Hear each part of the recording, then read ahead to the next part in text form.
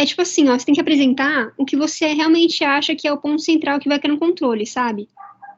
Então, mas eu vi que, na verdade, eu não tô conseguindo abrir slide porque tá com um problema de configuração, só que eu ainda não consegui resolver. Eu acho que você vai ter que abrir pra mim de novo. Tudo bem. Era naquele link, não era? Sim, eu vi, ainda tá aí no seu chat, dá pra acessar ele ainda. Uhum.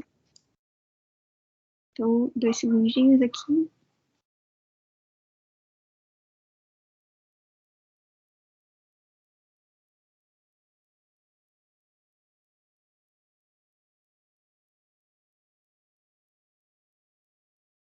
Compartilhar.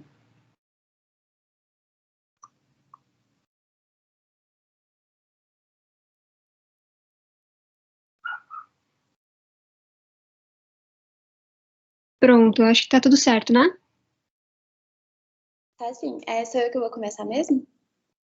Sim. O grupo do terceiro capítulo não estão aqui, né? Não. Então tá, então posso começar. Acho que a gente só vai utilizar alguns slides desses que estão aí, né? Isso. Você pode escolher quais são. Pode ser o primeiro, né? Que explica o paradoxo de Condorcet. Pode começar, né? Uhum. Então, o capítulo começa com ele explicando o que seria o paradoxo de Condorcet.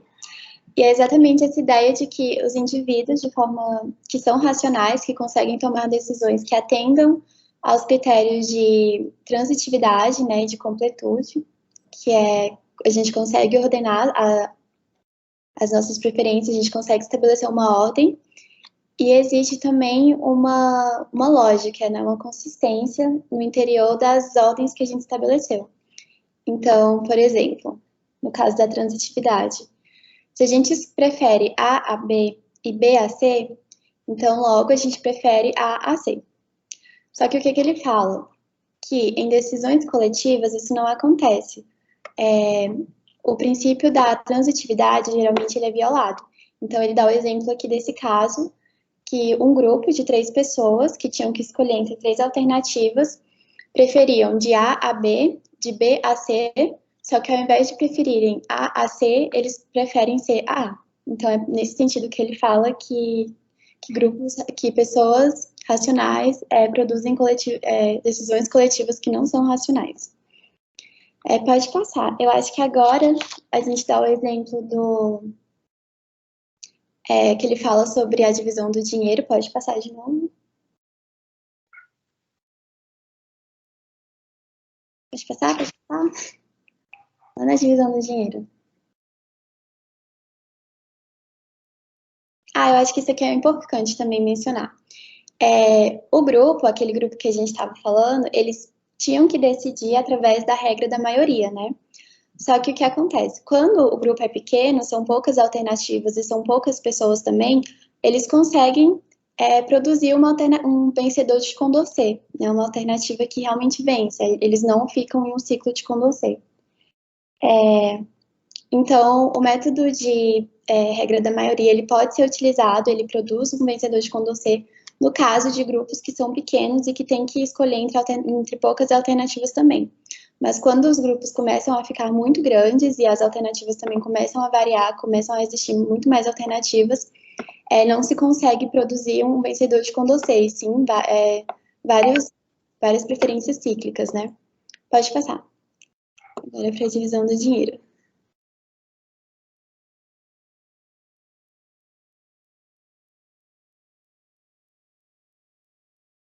Então, aqui ele quer analisar se a divisão do dinheiro também é um jogo que gera maiorias cíclicas ou que geram vencedores de Condorcet. E aí que ele vai dar o exemplo de um caso de uma cidade que cobrou imposto de forma, enfim, que não devia ter cobrado, e aconteceu que houve um reembolso imprevisto de R$ 1.000, e que 3 vereadores deveriam dividir entre si esses R$ 1.000. Então ele queria saber se vai existir um vencedor ou se vai haver as maiorias cíclicas, né? Então, o que acontece é que ele percebe, acho que pode colocar passar de novo para ficar no diagrama. que esses 3 vereadores, eles vão formar coalizões entre eles de forma a não haver uma distribuição igualitária, que seria essa primeira distribuição aqui, e sim, eles vão tentar formar coalizões entre 2 vereadores para ter, né, mais vantagens em relação a um terceiro, né, para que eles, cada um fique com mais dinheiro do que aconteceria se eles dividissem de forma igualitária. Então, a conclusão que ele tira é que, sim, né, geram maiorias cíclicas, no caso de políticas distributivas também. Pode passar. Eu acho que outro ponto importante é a gente definir também o teorema de Arrow, né? Pode passar. E quais seriam as premissas do teorema de Arrow?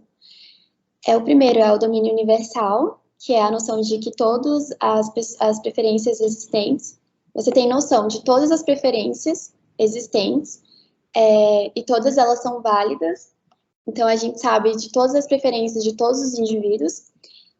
A outra condição é o ótimo de Pareto, então cada indivíduo vota naquilo que ele prefere e espera que esse voto que ele fez não vá ter prejuízo com as demais pessoas.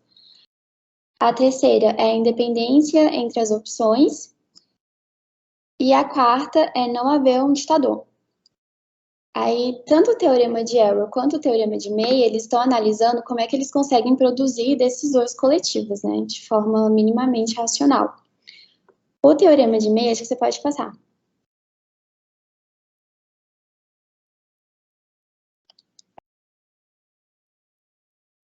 E acho que é um dos últimos. Acho que essa parte também é importante, a gente definir o que caracteriza... Pode deixar naquele. O que caracteriza o método da maioria, que seriam o anonimato, a neutralidade e a monotonicidade. Só que quando a gente for definir o teorema de May também, ele vai falar sobre isso. Pode passar. Que aí a gente fala dos dois ao mesmo tempo. Tá, aí ele vai fazer esse paralelo aqui entre o teorema de Arrow e o teorema de May. Ambos têm como condição o domínio universal, então é aquilo que eu já falei, que você vai ter noção de todas as preferências existentes. No caso do May, o anonimato, que é exatamente as preferências sociais, elas dependem apenas do conjunto de preferências individuais, então não interessa quem tem essa preferência. A neutralidade é a troca dos lugares, ele vai dar um exemplo, né? A troca dos lugares ocupados pelas alternativas J e K, na ordem que vai trocar as alternativas J e K também, na ordem de preferências do grupo. Então, se existe uma preferência individual, ela também vai ser a preferência do grupo. E a condição M, que é a monotonicidade, que é a imparcialidade do método, né? Não pode haver tendenciosidade. Então, esse paralelo aqui que ele faz, e no caso da teoria do método da maioria, ele precisa atender também, ele se caracteriza também por essas três características aqui, essas 3 condições que o May coloca. E a diferença entre eles é que o Arrow, a gente percebe que não tem que existe uma impossibilidade de se tomar decisões coletivas, uma vez que não é possível que se atenda a todas essas condições de forma simultânea. Então, nesse caso, se a gente for pegar só a teoria do Arrow, é muito difícil a gente conseguir produzir uma decisão coletiva. E no caso do May, ele fala que se o método que for adotado for o método da teoria, o método da regra da maioria, a gente consegue produzir uma decisão coletiva, uma vez que, se for através desse método da maioria, a gente consegue sim atender as condições que ele propõe. Então, eu acho que esse é o principal. Aí ele vai tirar algumas conclusões do capítulo, né, que ele vai falar que, independente de qual seja o método que seja adotado para tomar decisões coletivas, a gente percebe que existe uma dificuldade muito grande de fazer com que a gente consiga tomar essas decisões. E é isso. Eu acho que esse é o mais importante do capítulo.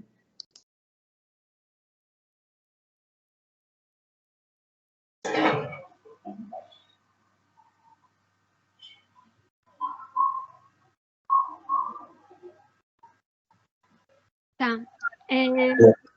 Valeu, Natália, briga, foi bom, hein? Pô, excelente aí, obrigado. Obrigada.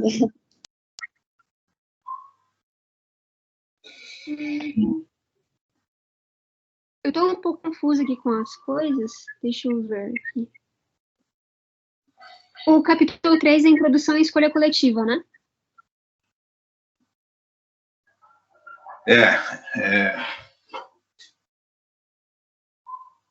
Capítulo 3, exato, com escolha coletiva, e agora quem apresentou não está presente, né? Ele não pôde fazer a apresentação, não é, Daniele? Isso. Ele fala sobre as preferências, né, entre os três amigos, certo? Que eles não concordam entre si. E eles decidem, então, decidir por votação por maioria simples.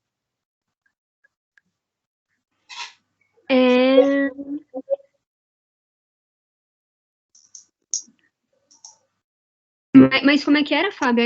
Aí, na verdade, por conta das prioridades deles serem diferentes, o método é errado, né?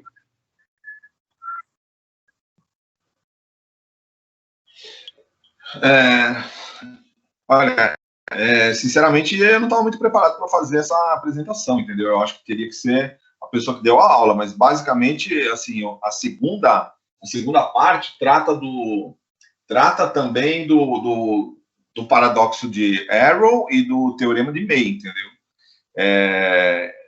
Que o paradoxo de Arrow, ele fala que ele trata daquela questão, né, que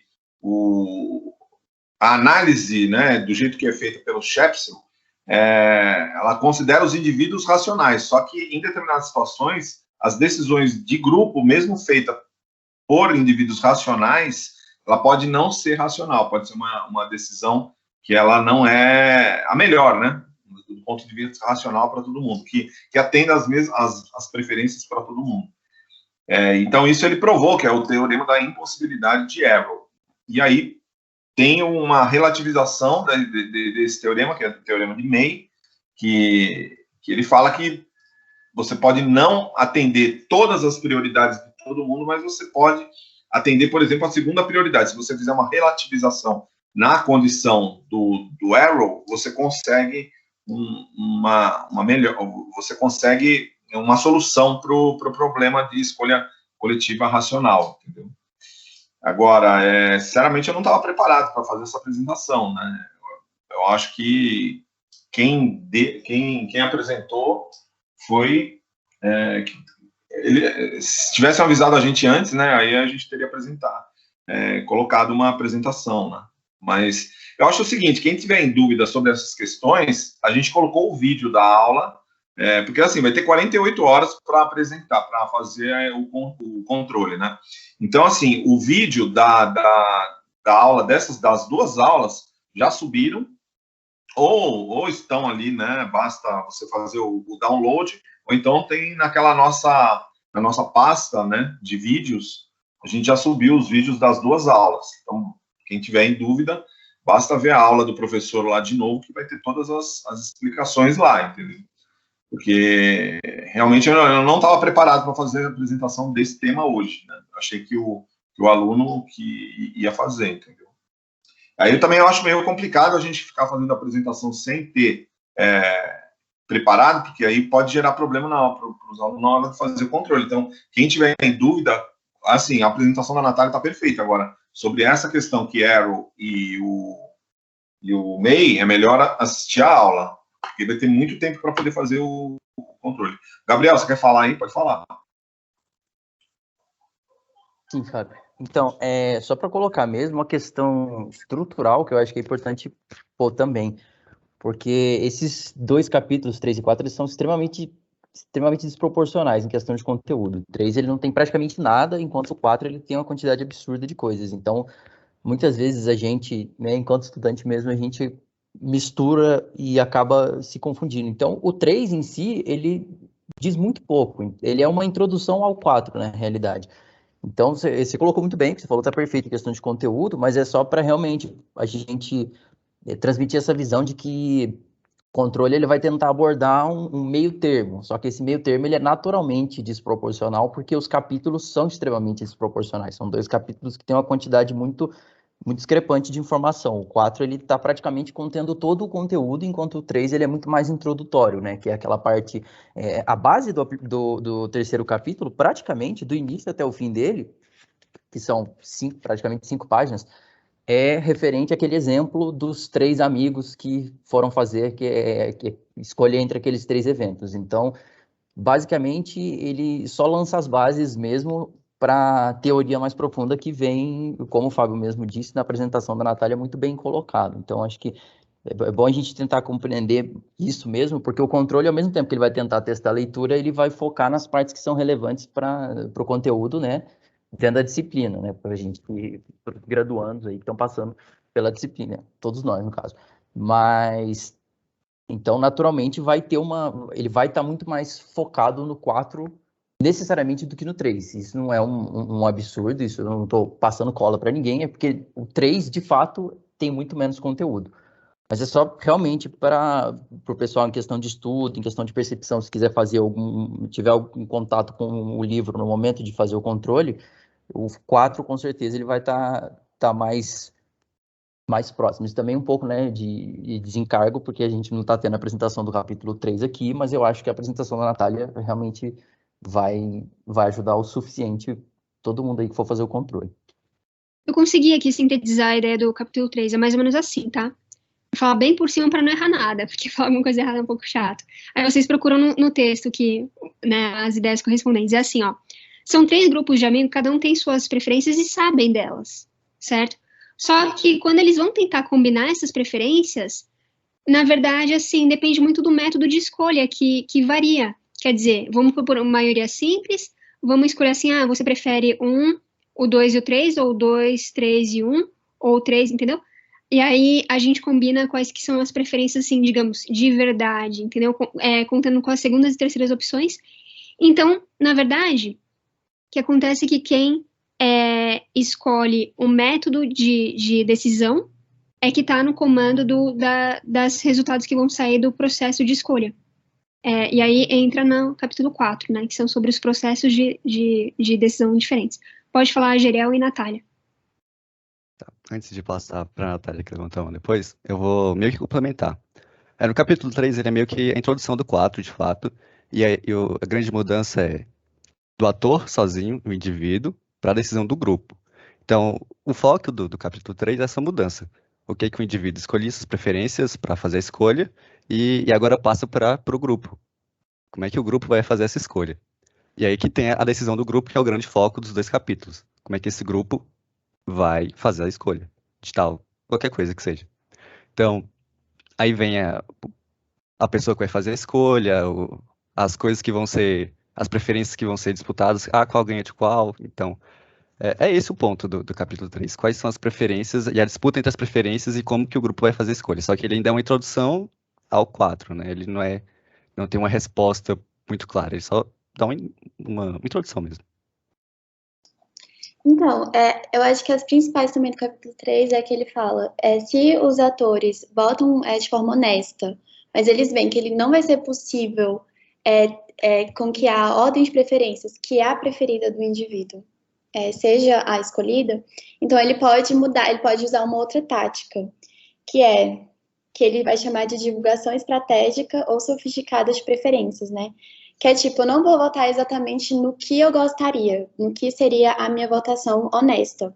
Eu vou votar na minha segunda alternativa, que vai fazer com que, considerando o que as outras pessoas do grupo também vão votar, é a minha segunda preferida, então ela tem mais chances de ser escolhida, já que a minha primeira opção não seria escolhida, se eu for considerar o que o restante do grupo ia querer. Então, tipo, é a mesma coisa, por exemplo, da lógica do voto útil. Tipo, o meu candidato, que é o meu super preferido, que está em primeiro lugar, ele não vai ser votado, não existe muita chance dele ser eleito. Então, eu vou votar no meu segundo preferido, que existe mais chance dele ser eleito, para que o meu não preferido de forma nenhuma seja eleito. Então, eu acho que ele fala sobre isso, além de, né, a problemática que ele coloca em torno da decisão em grupo, quando não existe a votação honesta. E ele fala também, eu acho que o outro ponto também principal do capítulo 3 é que ele fala que os procedimentos institucionais pelos quais o grupo determina o que vão fazer também são muito importantes na hora enfim, de determinar qual vai ser a tomada de decisão, que não existe uma única maioria também, eu acho que esse também era um ponto muito importante que ele abordou, existem várias maiorias. E eu acho que é isso mesmo, além de ser uma introdução do que ele já trata no capítulo 4. Você concorda com isso, que assim, se você escolhe um método de escolha, e a cada método de escolha diferente que você pode escolher, o resultado sai diferente, que a pessoa que escolhe o método de escolha, na verdade, tem a decisão nas mãos. É isso? Peraí, repete de novo. Assim, ó, vamos colocar cinema, lanchonete ou padaria, sei lá. Aí, a cada método de decisão que eu usar, vai dar um resultado ali diferente. Mas eu meio que já sei, entendeu? Eu estudei ciência política, eu vou lá, faço aqui meus diagramas e sei, fazendo por maioria dá esse, fazendo por segundas preferências, tal, dá esse, fazendo pelo Condorcet, pelo meio e tal, dá diferente. Então, eu que sei da ciência política, desse método de análise da escolha racional dos indivíduos, eu tenho um poder de decisão ali na frente maior. Então, eu posso, entendeu? Desviar as eleições para o que eu quero. Vamos para o cinema, vamos para a lanchonete. É isso? Tipo isso. Ele dá esse nome, né, que ele falou. Quando não acontece dos indivíduos votarem de forma honesta, o que eu posso fazer para que a minha segunda preferência seja escolhida? Eu acho que é isso mesmo. Certo, mas acho que o cidadão médio também consegue fazer esse cálculo, não é uma coisa muito difícil. No caso das eleições, o exemplo que eu dei, né? Se ele vai ver que existe muita impossibilidade do preferido ser eleito, ele consegue pensar, vou votar no meu segundo preferido, de forma que o que eu não quero que seja eleito, não seja eleito. Uhum. Sim, até crianças fazem isso. Eu lembro brincadeirinha lá de... Sempre tem o mais espertinho, né, que fica fazendo esse tipo de escolha. Vou fazer assim porque eu bloqueio aquele, aí não vai dar e vai ter que ser o meu. Eu vivenciava isso. Mas, aliás, já vivenciei. Aqui deu que a gente já completou, tipo, uns 30 minutos quase de gravação. Se alguém tiver alguma dúvida, assim, ou então quiser colocar alguma coisa para ajudar a solucionar, principalmente o link entre o capítulo 3 e o 4, sabe? Eu acho que esse seria o foco do controle. Se vocês quiserem falar alguma coisa sobre isso. Eu queria colocar uma coisa, só para amarrar um pouco mais dentro do que ele fala no livro, entre o 3 e o 4. Ele apresenta, sem citar especificamente, né, que a forma mais justa, entre aspas, de tomar uma decisão coletiva seria aquele torneio de todos contra todos, né, que é o round robin que ele chama. Só que esse torneio ele gera indecisão quando você aplica ele coletivamente. Aí surgem soluções que automaticamente geram problemas, né? Que seria a que ele cita especificamente no livro, né? O procedimento de agenda. Você vai fazer um campeonato, entre aspas, entre cada uma das opções, e as eliminadas, as que perderem um confronto, serão automaticamente eliminadas. Aí ele cria essa perspectiva justamente que vocês estavam comentando sobre a agenda, sobre quem tem o poder de agenda, o poder de organizar a votação.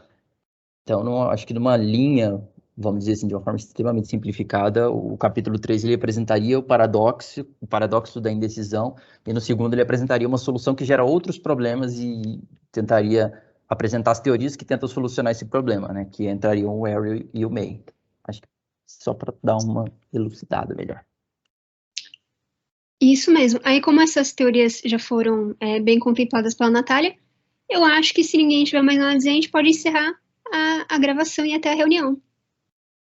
Aí, só reforçando que eu falo para todo mundo responder todos os controles, ainda que vocês façam mal o controle, para fazer mesmo todos, porque vai perdendo ponto, enfim, vai abaixando a média, isso não é legal. Né? Deixa eu perguntar. Não, quem ia falar, pode falar.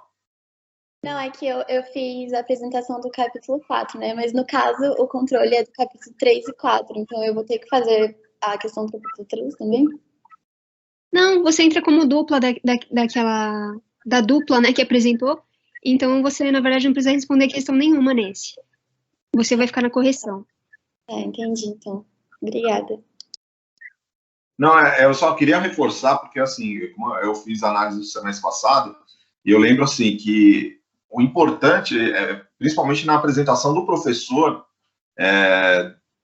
ele praticamente ele esclarece tudo o que é necessário para você fazer no controle, entendeu? Então, assim, ali na aula, deve ter meia hora de apresentação do professor, quem tiver alguma dúvida, vale mega a pena voltar lá nos vídeos que a gente baixou e subiu, para aquela aba lá, e lá, com certeza, na explicação do Caldas, vai ter tudo.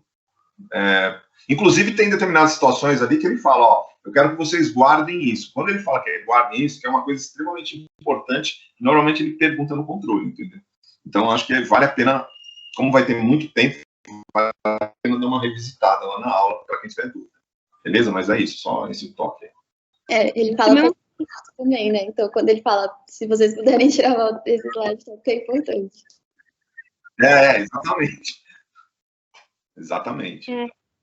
Do capítulo 3, o título é Introdução à Escolha Coletiva. Então, vejam, né?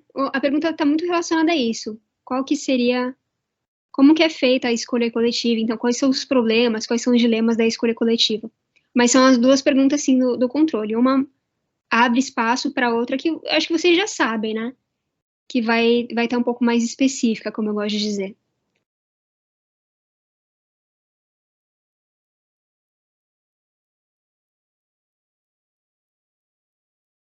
Acho que então é isso. Ô, Fábio, seu microfone está desligado. Não, então é isso. Acho que pode ir meia hora, né? Já tá bom. Aí, na semana que vem, acho que é importante a gente saber se os alunos que fizeram as apresentações durante a semana, se eles vão poder fazer, porque aí se eles não puderem, se um ou outro falar que no horário não vai poder fazer, a gente prepara uma apresentação. Mas legal que o Gabriel e o Geriel deram fecharam aí bem o conteúdo, né? Valeu, obrigado. A gente que agradece, valeu aí, Fábio. Você também, você colocou muito bem. Sim. Não, mas eu não estava preparado mesmo. Entendeu? Pode encerrar a gravação, Fábio? Essa pressa Beleza, não é pressa. Eu vou encerrar. Tá, tchau. Não, peraí.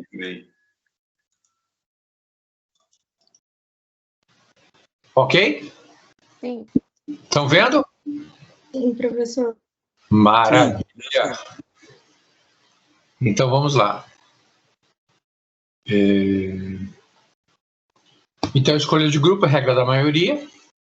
Então, ele começa esse capítulo 3 com a escolha em grupo, né? Vocês vejam que não é tão simples quanto parece a escolha em grupo, né?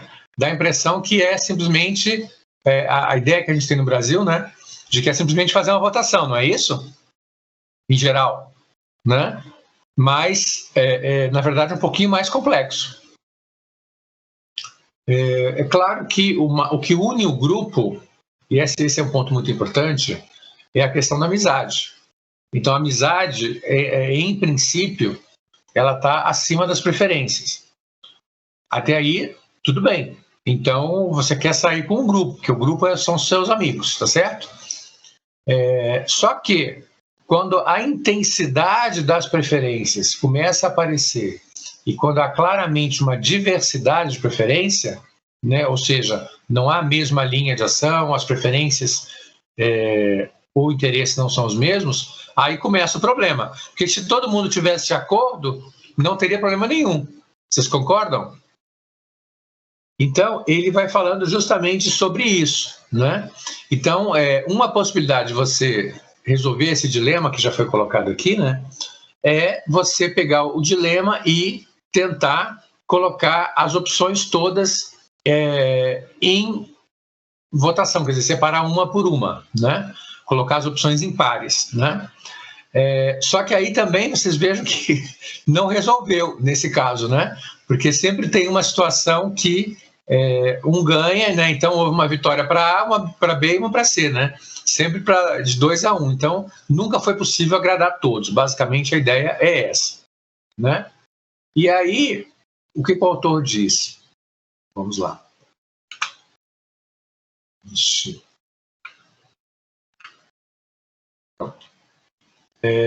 Se por acaso houvesse, então nesse primeiro caso aqui, não houve, tá? Então nesse caso aqui vocês podem ver que não houve... Ops, deixa eu voltar aqui. Estou me enrolando aqui, peraí. Então nesse caso aqui não houve uma clara maioria, vocês concordam?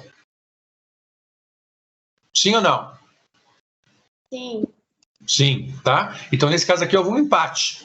Então não há uma maioria clara, né? Então, isso dificulta as coisas, quer dizer, não há nem em termos de uma votação, porque se votar cada um, os três, cada um vota no seu programa preferido, e se você separar nesse modelo do round robin, mesmo assim, não há um claro vencedor, porque cada uma das alternativas ganha dependendo da opção, não é? Então, o que o autor fala? Gente, que estranho tá isso aqui. Caso houvesse uma opção mais frequente, então vamos supor que alguém naquele cenário anterior mudou, tá? Eu vou mudar porque eu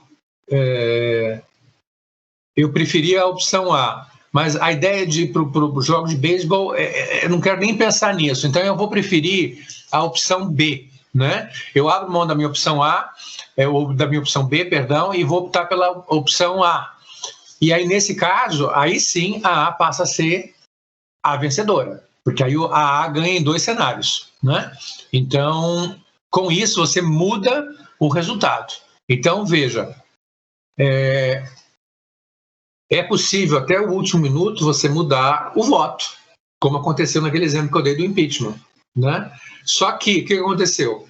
Os últimos a votarem, veja bem, eles ficam numa situação ao mesmo tempo mais difícil e ao mesmo tempo mais fácil. Ela é mais difícil no sentido de que você pode ter um resultado na sua frente que não é aquele que você queria, tá certo? Mas ao mesmo tempo ela é mais fácil no sentido de que você não é mais obrigado a votar de acordo com a sua preferência, porque o resultado já foi dado. Então, por exemplo, se eu era, na época, né, um deputado parlamentar, né, na Câmara, um deputado, né, na hora da votação, quando chegasse no meu nome, que é a letra R, o impeachment já tivesse maioria, mesmo que eu fosse contra o impeachment, eu poderia votar pelo impeachment só porque eu sabia que era a opção vencedora, tá certo? Então, existe também a possibilidade da pessoa não votar honestamente. Aí vocês vão dizer, pô, professor, mas isso está errado, isso é imoral, isso é aquilo outro. Lembrem o que eu disse na primeira aula. No nosso curso, a gente não faz julgamento de valores. A gente simplesmente observa o comportamento dos atores. Esse voto, quando a pessoa não vota de acordo com a sua vontade, mas vota pensando em derrotar um adversário e inviabilizar uma proposta, a gente chama de voto estratégico. Tá certo? Vamos chegar lá daqui a pouquinho. Mas nesse caso aqui, onde um dos atores abandonou a sua preferência original para se unir a uma preferência inferior à sua preferência, mas que era melhor do que a última preferência, aí então ele resolve o dilema, tá certo? A gente volta naquela velha questão que a gente viu na primeira aula, a gente vai ver isso no curso inteiro, tá certo? Eu prefiro a opção A do que a B e a B do que a C. Ora, se eu prefiro a do que a B e a B do que a C, necessariamente eu prefiro a do que a C, que era a questão do controle. Aliás, quem é que... O Daniel, falando nisso, quem é que ficou com o controle? Você está dizendo de correção no controle? Não, digo os controles que eles fizeram. Não fizeram controle na sexta-feira? Fizeram. Então, tem que entregar para o Matheus Caleb, não é isso? Porque a pergunta...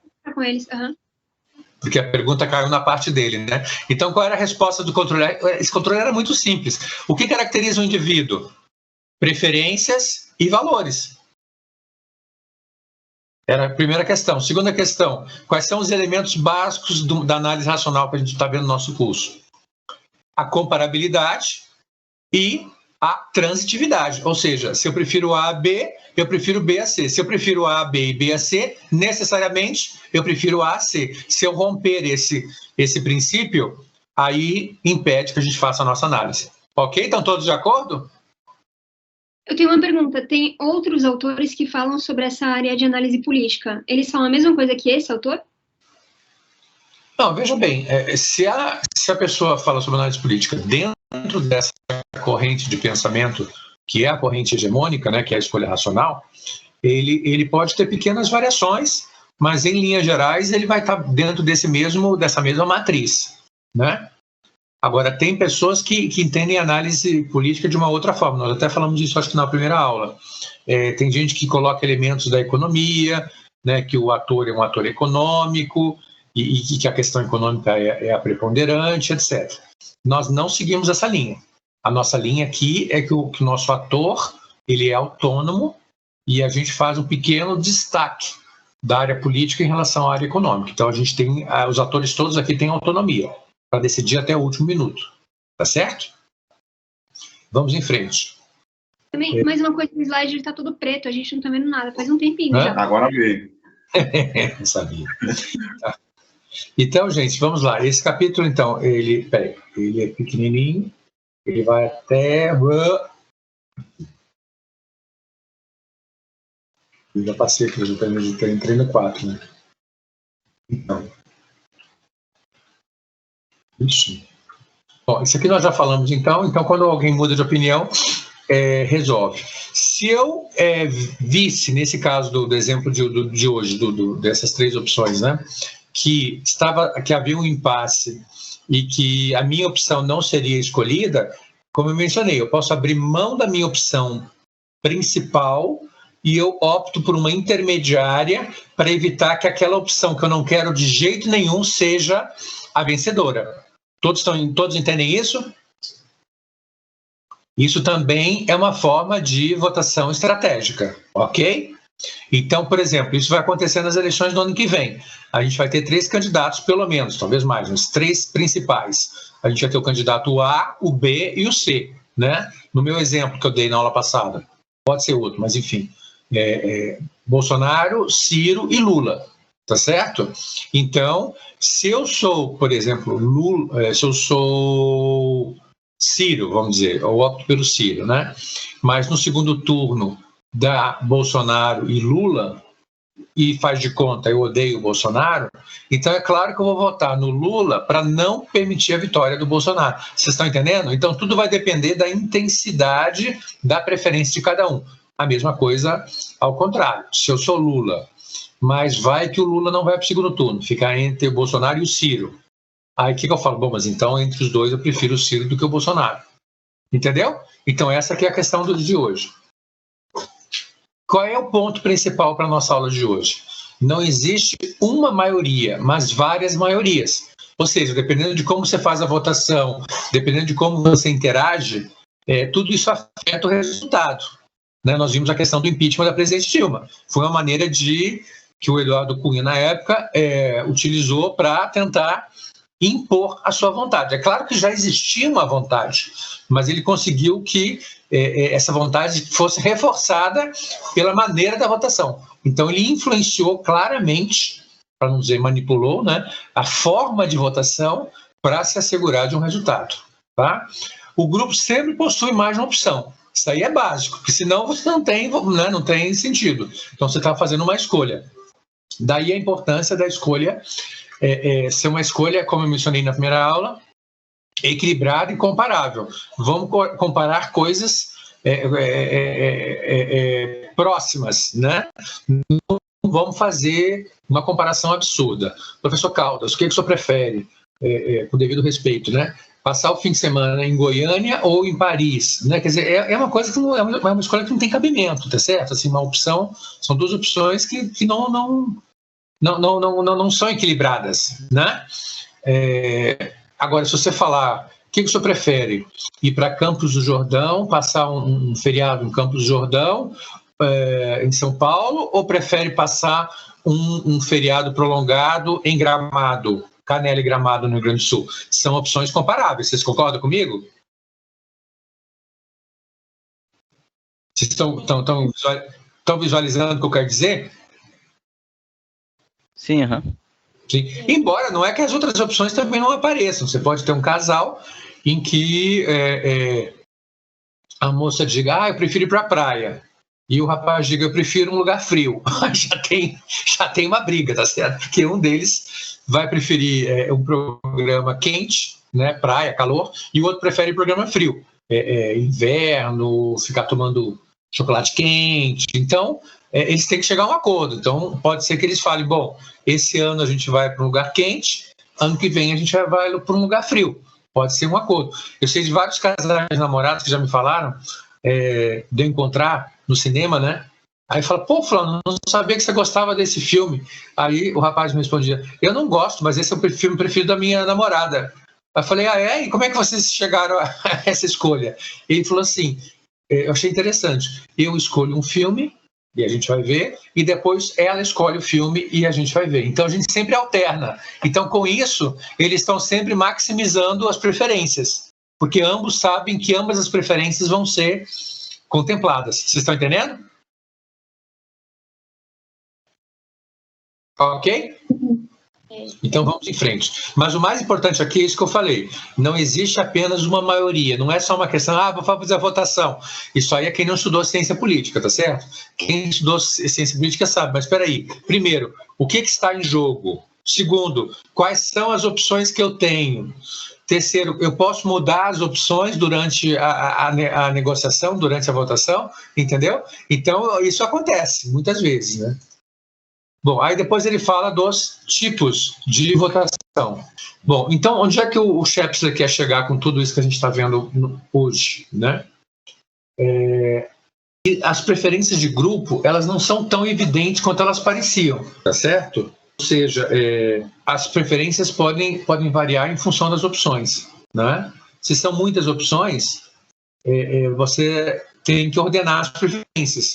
E quando isso é grupo, aí a coisa complica, porque você pode ter preferências muito diferentes, como foi aquele exemplo que a colega de vocês deu, e que vale para vocês também. Você sai em grupo também, né? Às vezes, não sei se vocês têm esse hábito, né? Eu tinha muito, né? Na época de estudante, sair em casais. Aí eu saí com a minha namorada, aí saiu com outro amigo, com a namorada, por aí vai. Então, na hora de ordenar, por exemplo, o que a gente ia fazer depois, sempre dava discussão. Um quer ir para um barzinho, um quer ir para um café, outro quer ir para um restaurante, né? Outro não quer ir para lugar nenhum.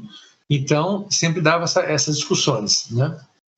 O que importa para nós? Que as preferências do grupo são transitivas quando a gente consegue ordenar as preferências. Ou seja, eu prefiro ir ao teatro do que ir ao cinema do que ir ao teatro, e eu prefiro ir ao teatro do que a uma exposição de arte, por exemplo.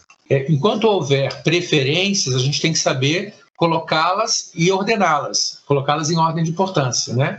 E ordená-las, tá certo? Quando a gente consegue ordenar as preferências, sejam as suas ou as do grupo, então a gente pode chamar isso de preferências transitivas, tá certo? Ou seja, há um consenso que a grande maioria prefere ir ao cinema do que ir ao teatro, e ir ao teatro do que ir a uma exposição de arte ou ir ao balé, por exemplo. Tá? Então, quando você coloca essas preferências estão todas de acordo, então você usa de uma forma transitiva. Esse exemplo que eu dei de uma peça de teatro que só ficava 2 ou 3 dias, e de um filme do Truffaut ou do Bergman, etc., que também só ia passar naquele fim de semana. Cada um bateu o pé que é a sua preferência, pode ser até que o grupo não saia junto. Um vai ver o seu programa, o outro vai ver o outro, e cada um vai para um lado. Se o grupo for um grupo de pessoas flexíveis, educadas, pragmáticas, elas vão dizer, não, vamos tentar chegar num acordo. A gente vê, hoje a gente vai no programa tal, amanhã vai no outro programa, e no dia seguinte a gente vai no programa do Beltrano. Então, todos se sentem contemplados, tá certo?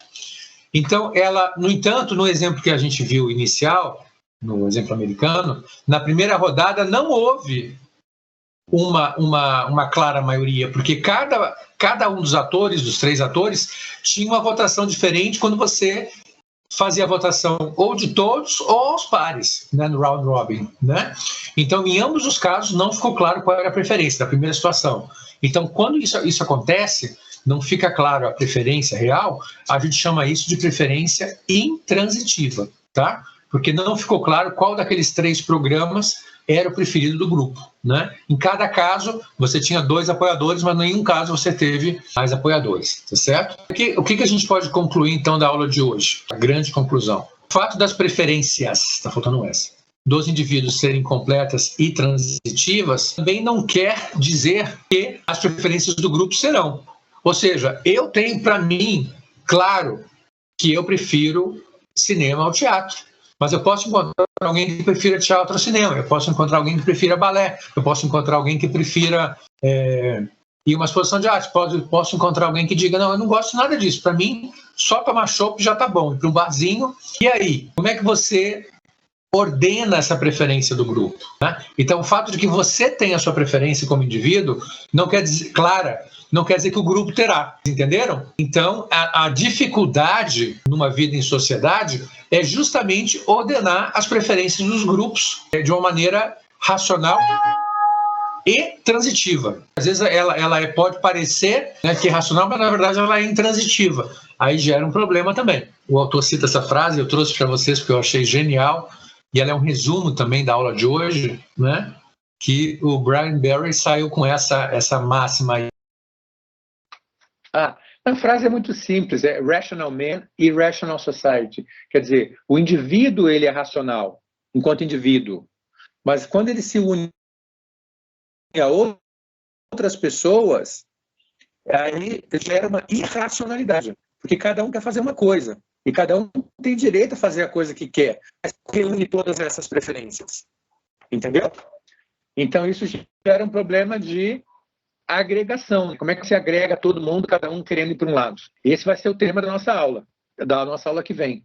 A nossa aula de hoje, ela acabou aqui, é onde termina o texto, né, o capítulo, né, com essa questão do Rational Man e Rational Society. Vocês entenderam o capítulo? O que vocês acharam? A ideia central da aula não quer dizer que quando eles se unirem a outros indivíduos vai ser tão fácil ordenar as preferências. Alguém não entendeu essa ideia?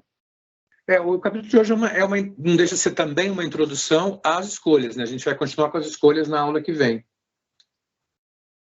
Então é isso, gente. Então até quinta-feira, leiam o capítulo de quinta, porque já vai começar a complicar. Vem aí o Condorcet, tá certo? O complexo de Condorcet, né? Bom, ele começa então rapidamente, né? Ele começa então falando do paradoxo de Condorcet, que existem duas possibilidades, né? Mas o paradoxo em si o fato das preferências dos indivíduos serem completas e transitivas não significa que as preferências dos grupos o serão, reforçando aquela ideia, né? Indivíduos racionais, sociedades não necessariamente racionais, né? Que é o paradoxo do Condorcet. Então ele fala que tem duas situações reais. Uma que é o Condorcet winner, quando você tem claramente o vencedor. O exemplo que a gente sempre está vendo aqui, 3 pessoas com 3 opções. Então, se 2 delas tiverem uma opção clara, fazendo o round robin, né? Quer dizer, fazendo as escolhas 2 a 2, né? Aos pares, né? Então você pode ter um vencedor. Só que pode acontecer também de você ter 3 pessoas com 3 preferências distintas e ninguém abrir mão da sua preferência. Nesse caso, você não tem um vencedor claro e você acaba gerando um ciclo, porque as pessoas vão ficar discutindo. E se ninguém abrir mão de nada, não vai haver uma solução, tá certo? Então o programa vai cair, cada um vai fazer o seu programa, cada um vai para casa, um volta triste, etc.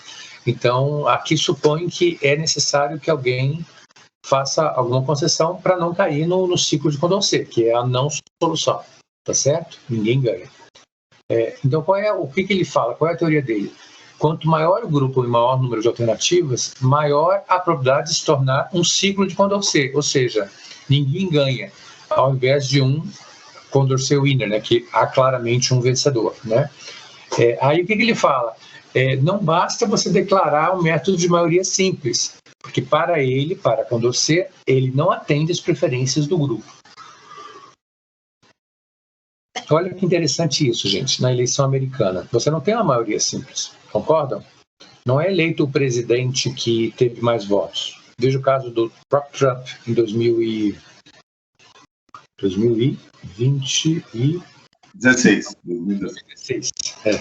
Na primeira eleição.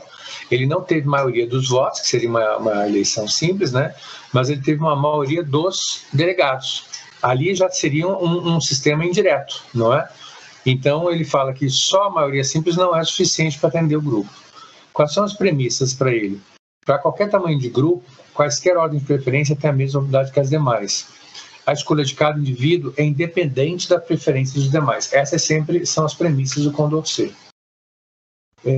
Aí ele fala que as sociedades são baseadas na interdependência entre os indivíduos, quer dizer, um indivíduo se relacionando com o outro, né? Aí os indivíduos podem aderir a grupos por opção, né?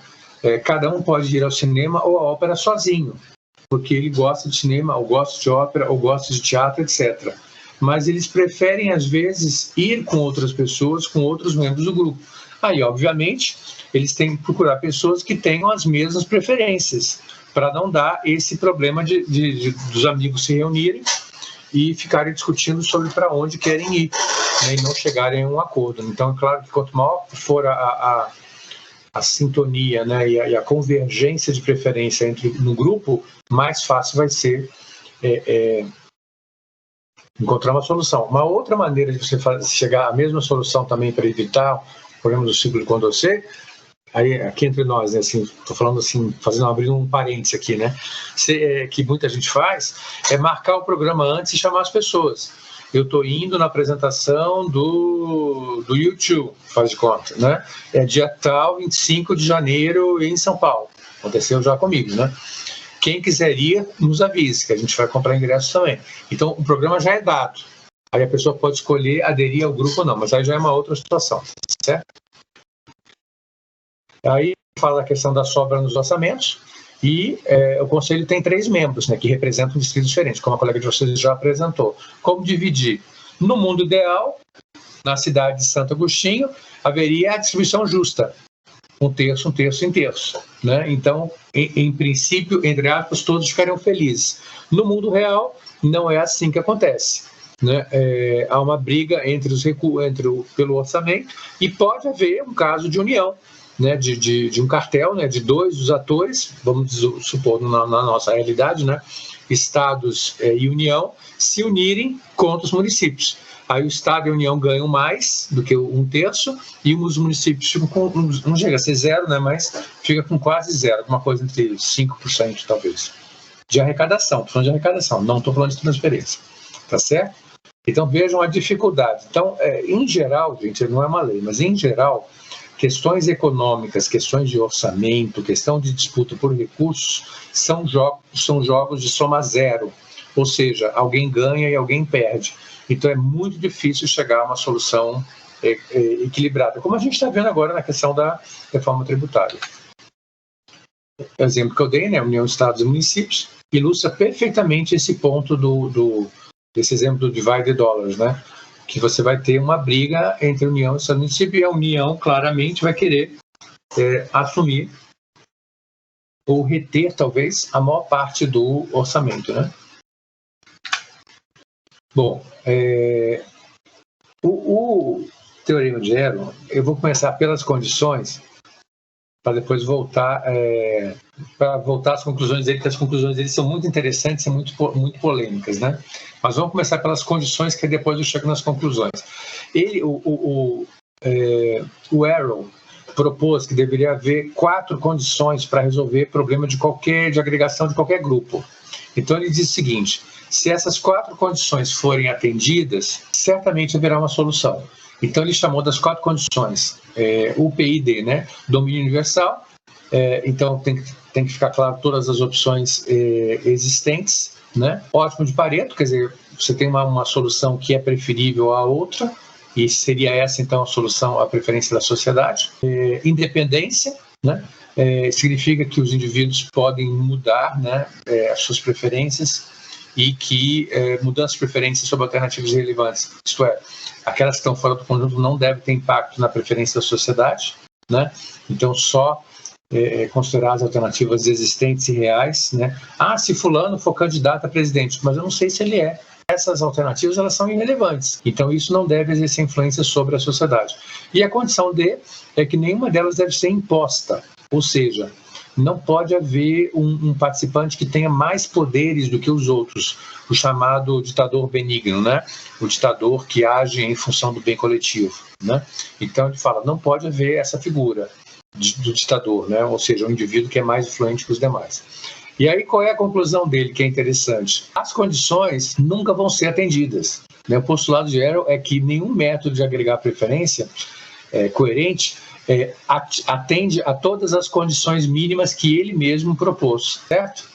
Enquanto que para Condorcet, quanto maior o grupo no número de alternativas, maior a probabilidade de não se chegar a uma solução. No caso do Arrow, o que ele propõe que a soma das racionalidades individuais não gera uma racionalidade coletiva. Por que não gera? Porque dificilmente essas 4 condições serão atendidas ao mesmo tempo. Então, o que o Arrow conclui? Não existe um mecanismo para todas as preferências de indivíduos racionais e preferências de grupos que satisfaçam a todas as condições, tá certo? Ele fala que para haver a solução desse dilema, provavelmente algumas pessoas terão mais poder que as outras, aí a gente entra na questão das elites, né? E uma dessas elites pode acabar virando um ditador benigno, né? O professor dá um exemplo de ditador benigno, pois não. Vargas, no Brasil, somente de 30 a 45, ele atuou como um ditador benigno, né? Estabelecendo as preferências sociais, e atualmente, eu diria que na Rússia, né? O Putin atua como um ditador benigno, né? Estou dizendo apenas que ele está no poder com mais poderes do que todos os demais e que ele atende a interesses públicos, né? E ele consegue impor a sua percepção de interesse público. Deu para entender? Então, nesse caso, há uma troca entre a escolha dos indivíduos e a concentração de poder, onde, no caso da Rússia, a concentração de poder prevaleceu.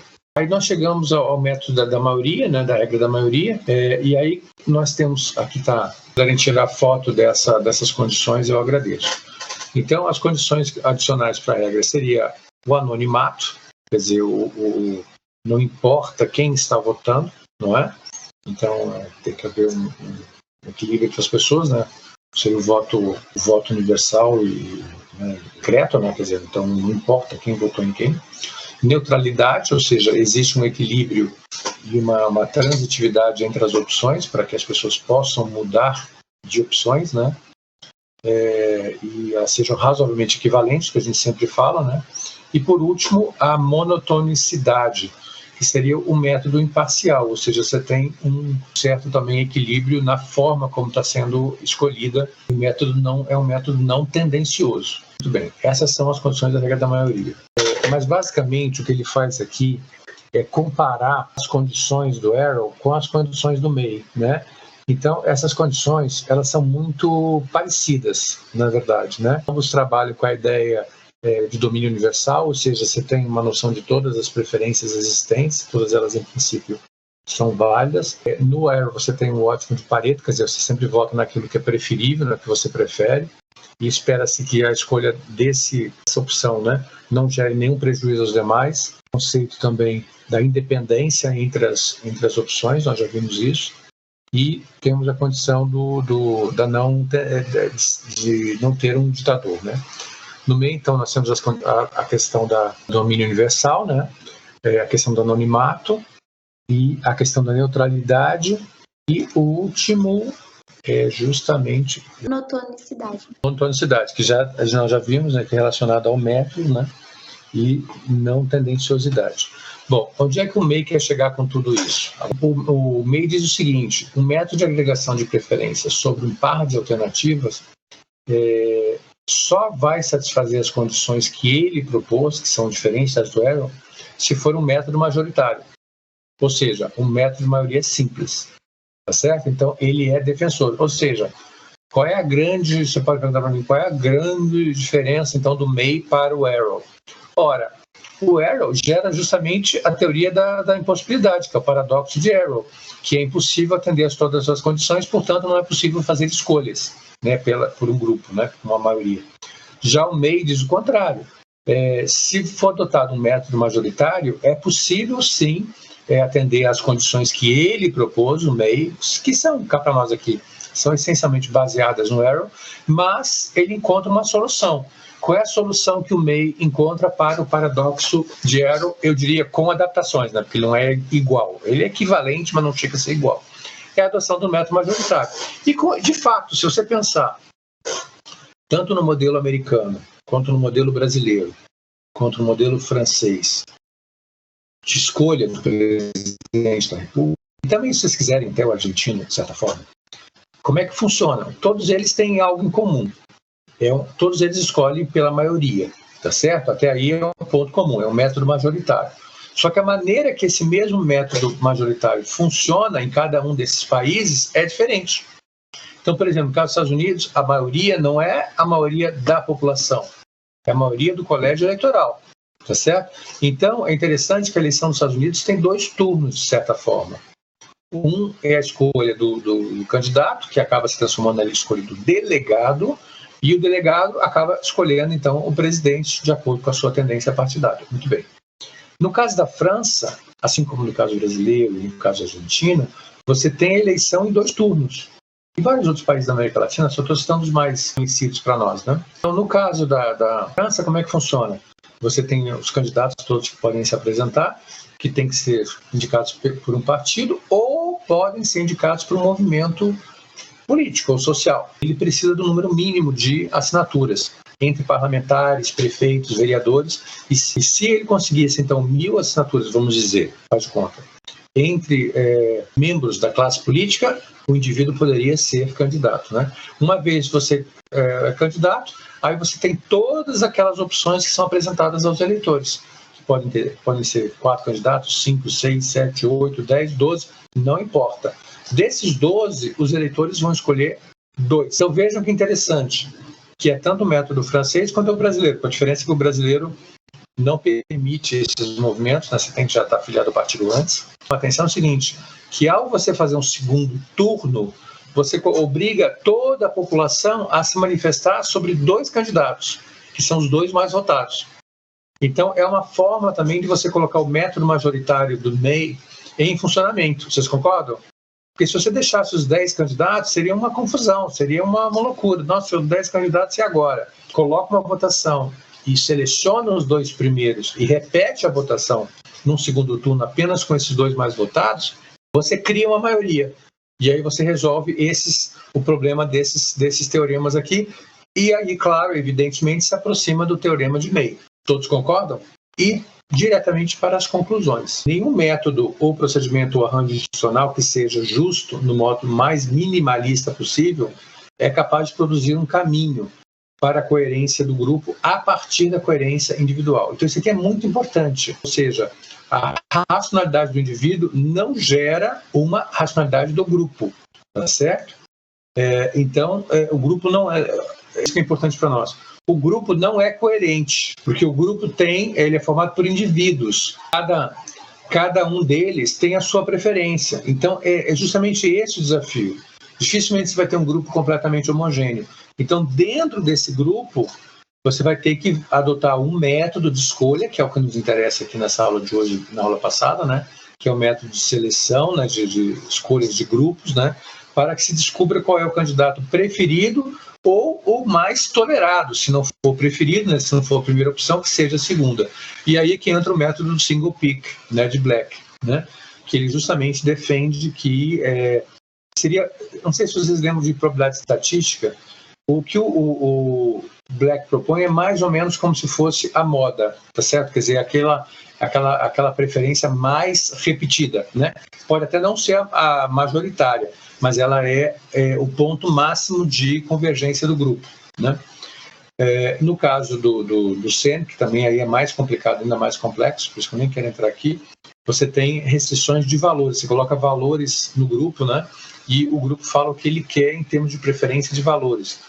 No caso da política, né, que nos interessa, né? Eu quero um candidato honesto, eu quero um candidato experiente, eu quero um candidato novo, um candidato jovem que nunca tenha passado pela política e que não tenha nenhum vício político. Então, a forma de você escolher o método que você vai usar, na visão de Sen, é impactado pelos valores. Bom, gente, era basicamente isso, tá certo? Voltei ao slide anterior. Deu para entender o que importa para nós, o nosso foco na aula de hoje é o paradoxo de Arrow e o teorema de Condorcet. O ciclo de Condorcet e o vencedor de Condorcet, de Arrow, ele estabeleceu uma série de condições e disse, olha, nenhuma solução vai atender as minhas condições. Logo, não é possível haver escolha de grupo. As escolhas de grupo sempre serão imperfeitas e não ótimas, né? Sempre serão ineficientes, né? Supondo que não haja um ditador benigno, né? Na solução do MEI, o MEI falou, não, é possível encontrar uma solução, os grupos acabam optando por desde que optem por um modelo de maioria, né? Então o método de maioria acaba resolvendo esses dilemas, que é o método que é utilizado para a escolha de presidentes, concordam? Não só no Brasil, a gente viu aqui, no Brasil, na França, nos países latino-americanos, e nos Estados Unidos também, com a diferença que a maioria, veja só, a maioria não se refere só à população. Quando se fala de maioria, o conceito de maioria no sentido lato. Então ele inclui também a maioria dos delegados no colégio eleitoral. Acabou de ir embora. Bom, então veja só, você tem esses dois casos, tá certo? Você tem o Condorcet-Wiener e o ciclo de Condorcet. No ciclo de Condorcet, quem está falando é Marcos Paulo, né? Eu concordo com você, porque não está aparecendo maioria, não tem uma maioria clara, tá certo? Mas veja bem, no Condorcet-Wiener, você tem claramente uma preferência. Vocês estão vendo a preferência aí? O que o MEI está querendo fazer? Qual é o objetivo do MEI? É isso que a gente tem que entender. O objetivo do MEI é dizer o seguinte, que as escolhas são feitas, certo? Então, em algum momento, as pessoas têm que escolher. Então, eu concordo com você parcialmente se você pensar num sistema parlamentarista, por exemplo. É o caso da Alemanha após a Primeira Guerra Mundial, República de Weimar, tá certo? Por outro lado, o que eu estou te chamando a atenção é o seguinte, se você aplica a ideia do MEI, que é muito interessante, em regimes presidencialistas e em eleições em 2 turnos, não importa como, gente, não importa mais os slides, mais isso, mais as mudanças. Então, veja só, no caso do Condorcet-Wiener, veja só, você tem claramente uma preferência por A, que era A versus B, B versus C, e A versus C, A ganhou em 2 situações de 3, que é possível. No caso do ciclo de Condorcet, que é o que você está falando, não tem uma clara maioria. Então você pode ter uma briga permanente e basicamente o caos, não é isso que você quer dizer? Num regime parlamentarista, concordo com você. Agora, veja bem, um ponto que eu estou querendo mencionar para você é o seguinte, pensa de uma outra forma. Num regime presidencialista, você gostando ou não dos candidatos que se apresentam no primeiro turno, você sabe que será tirado um candidato, se for uma eleição em um turno só, ou 2 candidatos irão para o segundo turno, que é o que tem acontecido na maior parte dos países atualmente. Quase a grande maioria dos países da América Latina optou pelo sistema de 2 turnos. E aí, Marcos Paulo, você também há de concordar comigo que você fazendo uma eleição presidencial em 2 turnos, você força a formação de uma maioria, concorda? Então, ficou claro o paradoxo agora do MEI? Então, a preocupação do MEI era encontrar essa maioria, mesmo que ela não esteja clara ou evidente. Porque se você botar 10 candidatos, como foi no Brasil na eleição passada, você tinha, ou nas eleições anteriores, ou na eleição do Collor, por exemplo, você tinha uma distribuição muito grande dos votos entre os candidatos, a disputa estava muito equilibrada, né? Mas ao longo da corrida, 2 candidatos se destacaram, e são os 2 que vão para o segundo turno. Se for o caso, no caso do Fernando Henrique, quando ele concorreu, nas 2 vezes, tanto em 94 quanto em 98, ele foi eleito em primeiro turno. Olha só que interessante, funcionou de novo a regra da maioria, proposta pelo MEI. Então a regra da maioria, ela funciona. É isso que ele quer dizer. Então mesmo quando você não tem uma maioria clara, o Marcos Paulo, e essa é a solução genial do MEI, ele diz o seguinte, tudo bem, não tem uma maioria clara, mas é possível chegar a ela, desde que você adote as condições que ele propôs, né? Que é o anonimato, o voto é secreto e protegido, você tem uma neutralidade, um equilíbrio das opções, e você tem um sistema capaz de captar essa maioria, né? Os franceses diriam, faça o segundo turno, né? No caso dos Estados Unidos, o segundo turno já é feito, só que pelo colégio eleitoral. Ok? Eu vou falar agora sobre o 4º capítulo, que fala sobre a decisão grupal e a regra da maioria. O autor começa o capítulo definindo o que é o paradoxo de Condorcet, que é exatamente a ideia de que os indivíduos eles têm conseguem ordenar suas preferências de maneira racional, então eles conseguem atender às propriedades de transitividade e de completude, mas isso não necessariamente se aplica às decisões coletivas quando a gente está tratando de decisões coletivas. Então, por mais que os indivíduos eles consigam serem racionais individualmente, quando a gente amplia isso para o nível de grupos, de decisões de grupos, a gente não consegue reproduzir essa racionalidade. Então, é basicamente isso que ele fala quando ele está definindo o paradoxo de Condorcet.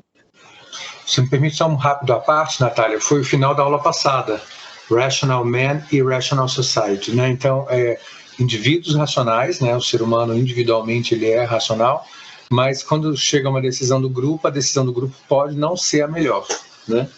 Isso. Pode ir em frente. Aí ele vai demonstrar aí, pode deixar ainda no outro. Aí ele vai demonstrar isso através de um formato geral, um esquema que ele cria, que é o seguinte: existe um grupo de 3 pessoas, né? Pessoa 1, 2 e 3, que deve escolher entre 3 alternativas, que é A, B e C, usando a regra da maioria. Então, o resultado é esse aqui.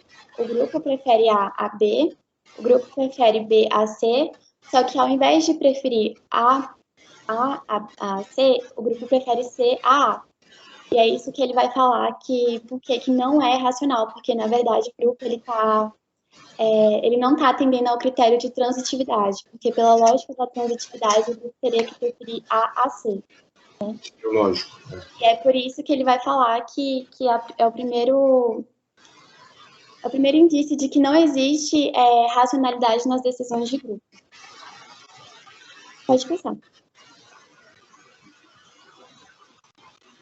E ele vai chamar isso também de ciclo de preferências, né, professor? Fiquei um pouco confuso nessa parte, porque vai formar meio que um ciclo, porque ao invés de voltar para C, volta para... Aliás, ao invés de voltar para A, volta para C, né? Forma um ciclo.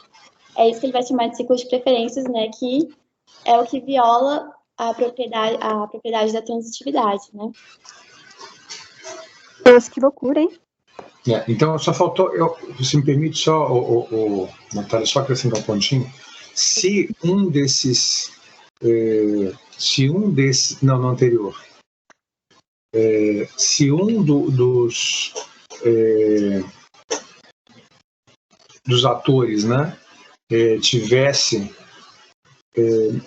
uma opinião diferente, por exemplo, nesse caso aqui, então vamos supor que o A prefere, o indivíduo A prefere, o indivíduo 1 prefere A a B, ok. O indivíduo 2 prefere B a C, ok. Agora vamos supor que o indivíduo 3 prefere A a C, não C a A, como está aqui. Nesse caso, a gente teria o vencedor, tá certo? A venceria, ok? Sim. E aí seria a gente poderia chamar do Condorcet winner, né? Quer dizer, o vencedor do Condorcet seria num modelo onde houvesse uma maioria clara, tá certo? Só que aí vem esse segundo modelo, pode passar, Natália, que a Natália mostrou muito bem, quando não tem uma maioria clara. Sim. Então, essa falta de uma maioria clara, ele vai chamar, então, de paradoxo de Condorcet, né? Então, você tem justamente esse ciclo, né? Como ninguém ganha, o ciclo se repete, ou seja, se ninguém abrir mão das suas preferências, você pode ter uma não solução, né?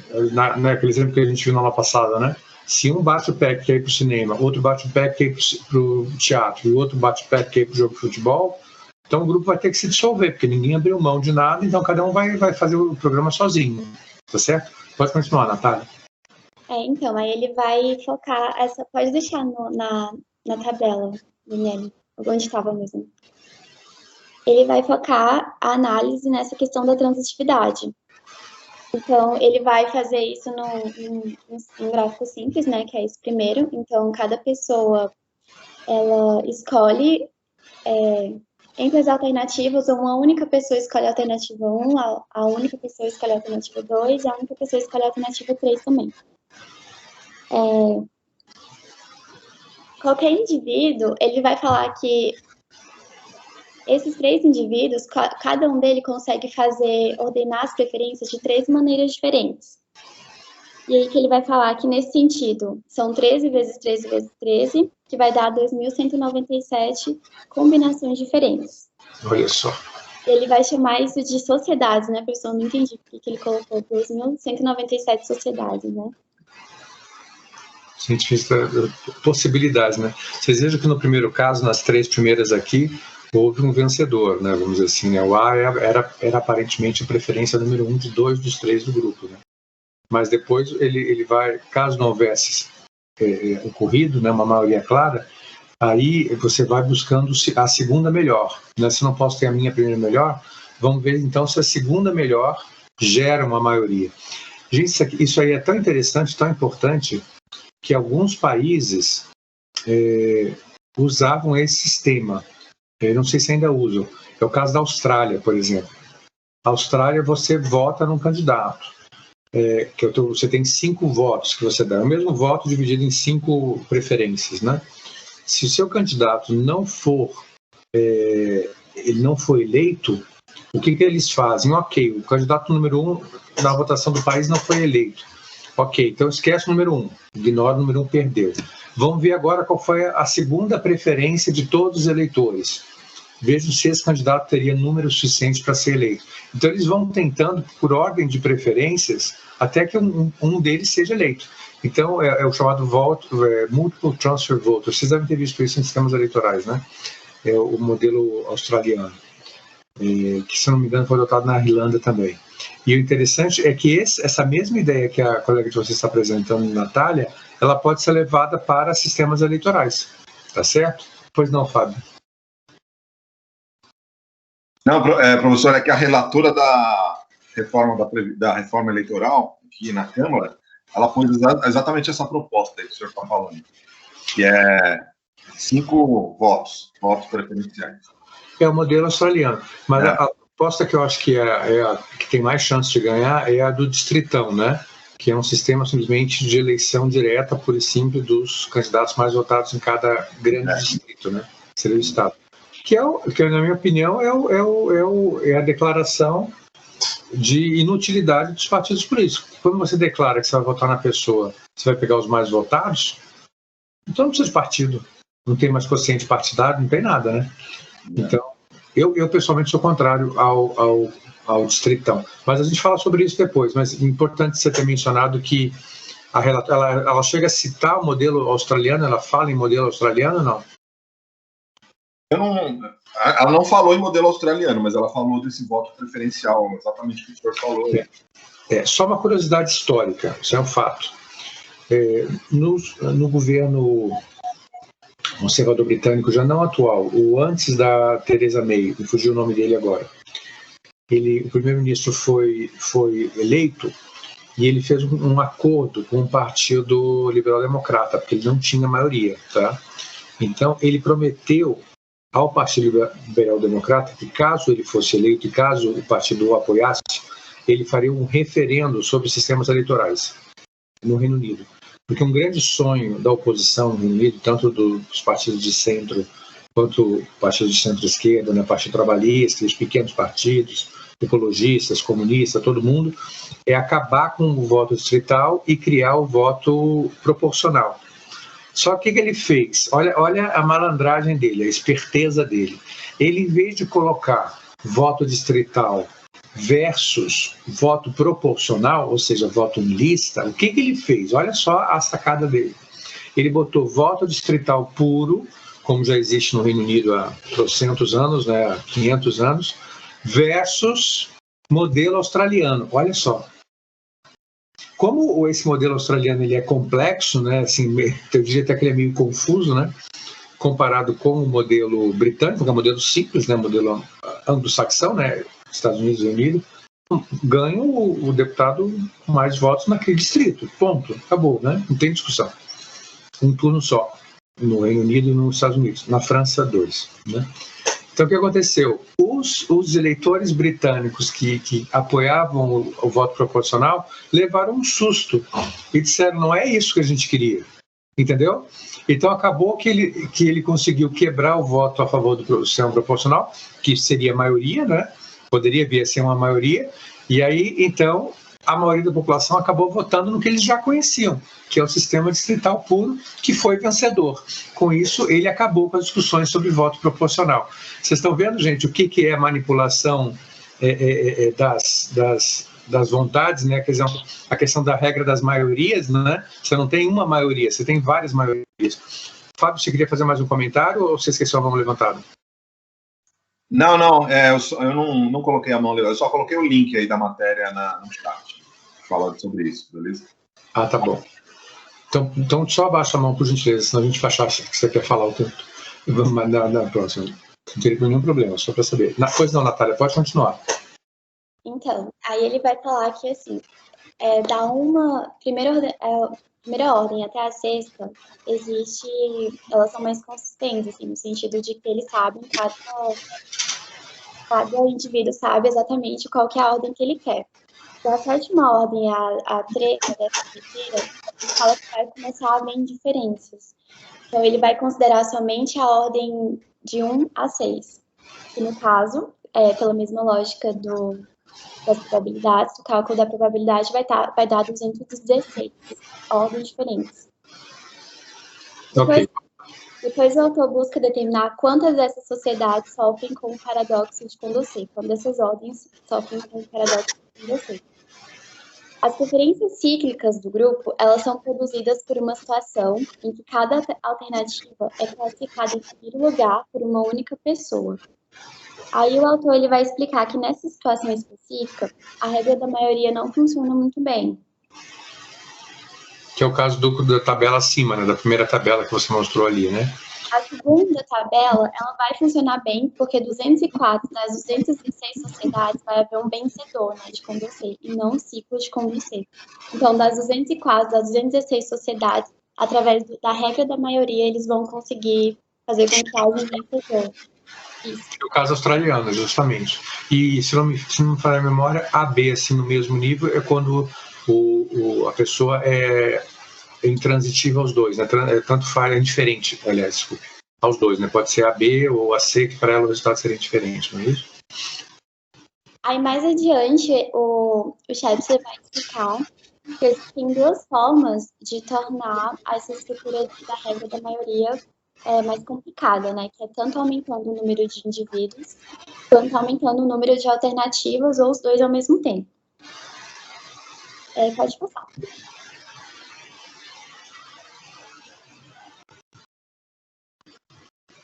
Então, o que ele vai fazer para entender sobre a intransitividade nesse caso que ele apresentou?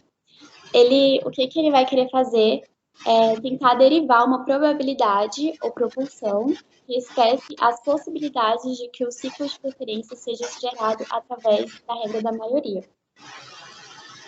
Então,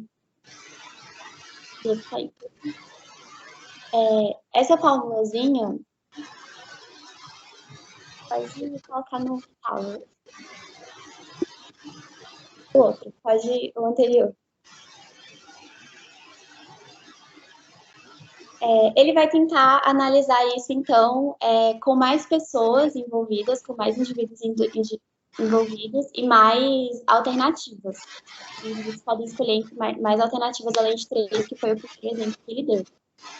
Então, ele vai colocar essa formulazinha, pelo que eu entendi, em que PR é preferência, N é o número de alternativas e N é o número de pessoas. A gente vai colocar quais são as configurações possíveis a partir disso. E essa fórmula ela vai estabelecer que a probabilidade de ocorrer intransitividade nas preferências majoritárias de um grupo de tamanho N, que é as pessoas, que votem em N alternativas, é um coeficiente de 2 números. Então, a partir dessa fórmula, você vai conseguir pensar probabilidades, pelo que eu entendi, né? Mesmo que os números sejam bem maiores e sejam envolvidas mais alternativas. Essa parte da fórmula, Natália, você pode passar assim meio por alto, tá? Não precisa se deter muito, não, tá? Só mostra e a gente não vai trabalhar com isso, que não é o nosso objetivo no curso, tá bom? Tá bom, então eu vou falar o que ele falou quando a regra da maioria ela começa a envolver o maior número de pessoas e o maior número de alternativas. Então ele vai falar que vai começar a existir uma dificuldade mesmo, porque, por exemplo, ele vai falar que só de você ter dobrado o número de pessoas, vai começar a existir mais ciclos de preferências, né, que ele falou. Aí ele colocou o limite aqui, que foi o máximo, né, sendo um número muito grande, ele falou que esses números aqui são considerados muito grandes. Quanto mais chega ao limite, mais ciclos de preferências vão sendo criados. Então, não vão existir vencedores de Condorcet, vão existir vários ciclos de Condorcet. Aí, esse aqui é quando o número começa a se aproximar ao máximo de 1. Então, ele fala que quando o número de alternativas torna-se muito grande, próximo a 1, torna-se quase certo de que haverá ciclos de preferência na grande maioria dos casos. E quanto mais há ciclos de preferência, as preferências da maioria elas começam a se comportar muito mal. Você começa a não conseguir tirar mesmo quais são essas ordens que seria uma possível vencedora. Enfim, eu acho que dessa primeira parte do ciclo, pode falar, né? Já está bem claro. Ele vai fazer algumas conclusões a partir disso. A primeira conclusão é que a gente não pode confiar na maioria para poder ter um sentido coerente do que o grupo quer, se não existirem mecanismos institucionais para a participação feminina restrita. Ou seja, tem alguém com o microfone ligado? Você está... Eu. Então, as conclusões que eles vão tirar. No primeiro caso que ele deu o exemplo, que foi quando haviam 3 alternativas e haviam 3 pessoas, a regra da maioria ela foi muito bem sucedida, porque das 206, 206 né, tiveram um vencedor de Condorcet. Mas quando a gente começa a aplicar a regra da maioria para um número muito grande de pessoas e um número muito grande de alternativas, essas pessoas podem escolher entre muitas alternativas, começam a haver muitos ciclos de preferências e ao invés de vencedores de Condorcet, né? Então, se não houver mecanismos institucionais para manter a participação restrita, permanecer menos pessoas e menos alternativas, a gente não pode mais confiar na regra da maioria. E na maioria das vezes, portanto, quando aplicamos a regra da maioria, devemos tolerar pelo menos 3 males, que é a incorrência de grupo, sufrágio muito pequeno e acesso muito restrito à ordem do dia. Pode passar. Pode passar, acho que eu esqueci de colocar nisso. Enfim, eu acho que as primeiras considerações são essas, acho que as mais importantes. E aí que ele vai entrar no outro tópico, que são as maiorias cíclicas e a divisão do dinheiro. Então, ele vai falar que existem muitas lutas políticas que são interessantes e que estão relacionadas com o grupo decidir como eles vão compartilhar algo. Então, não é mais sobre o que eles vão decidir, sim como eles vão compartilhar alguma coisa. Normalmente é algo desejável, né, como vai ser o exemplo que ele deu, mas também pode ser compartilhar algo que não é muito legal. Então, que ele vai dar uma situação que eu esqueci o estado, acho que é nos Estados Unidos, né, que acontece.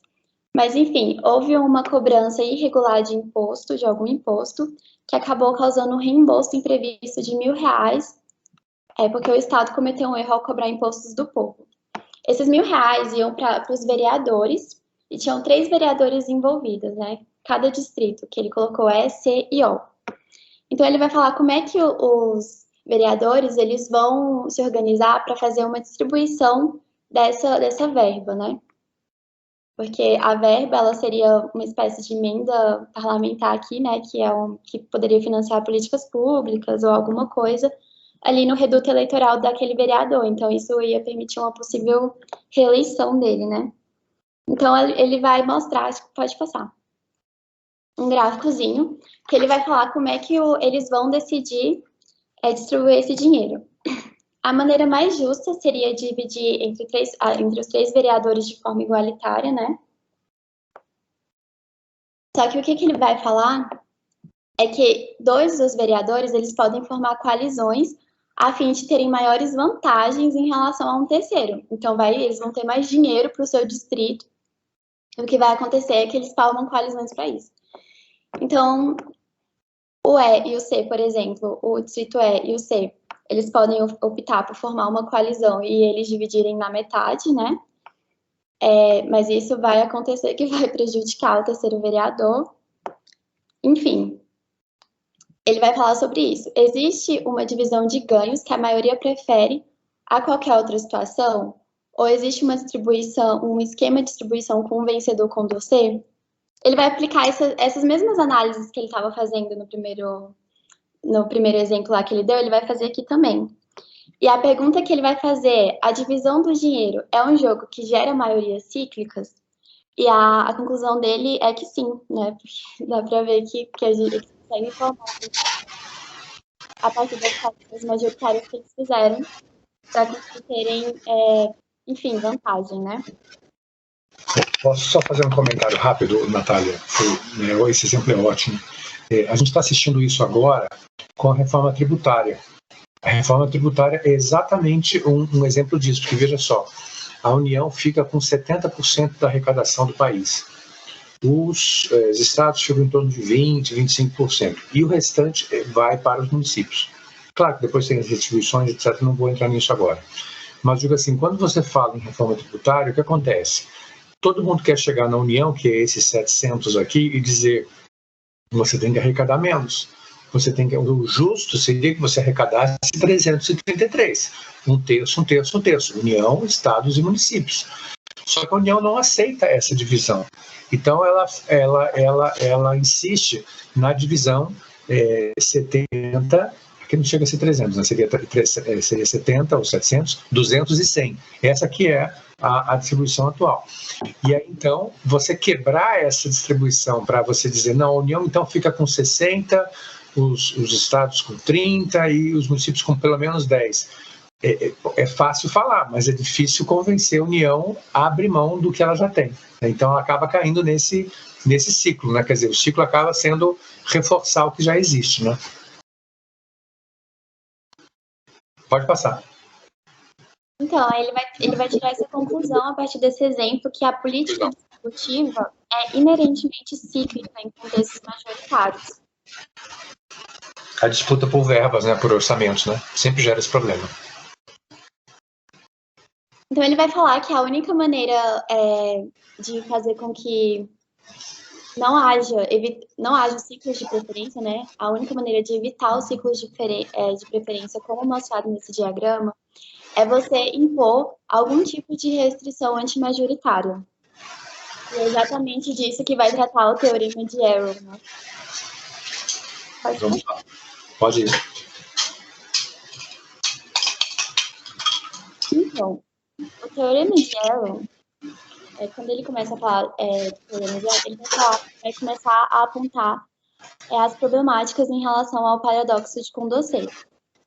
Ele vai falar que ele é problemático para a regra da maioria porque as probabilidades de acontecer em grupos normais, né, eles chamam de grupos naturais, elas são muito poucas e aumentam ambos com o tamanho do grupo e com o número de alternativas possíveis para escolher. Então, é aquilo que a gente estava falando.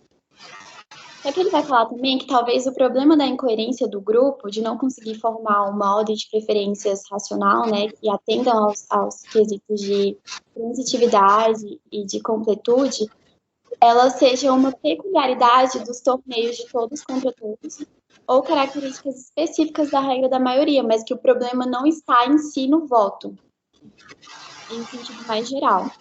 Então, ele vai propor alguns arranjos institucionais que são possíveis de superar os problemas teóricos e práticos da incoerência do grupo, estruturando esses arranjos institucionais. Então, o teorema de Arrow, ele espera que o problema da inconsistência do grupo, ele desapareça, se a gente tiver uma outra abordagem, como ele fala, por exemplo, de baixo para cima, né? Então, ele vai afirmar que o paradoxo de Condorcet representa um problema para qualquer método razoável usado para agregar as preferências dos indivíduos às preferências do grupo. Então, essa é a primeira as primeiras considerações dele em relação ao Teorema de Arrow.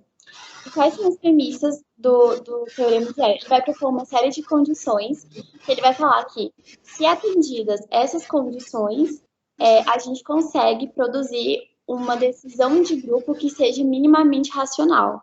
Então, essas condições mínimas que está na tabela que ele vai propor.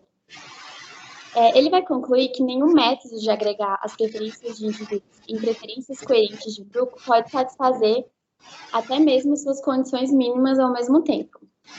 A gente pode falar disso depois, nas conclusões. Mas, enfim, quais são as condições? Cada indivíduo, em relação, pode adotar qualquer ordem de preferência. O indivíduo dentro do grupo, ele pode adotar qualquer ordem de preferência, forte ou fraca, que seja completa e transitiva nas alternativas de A.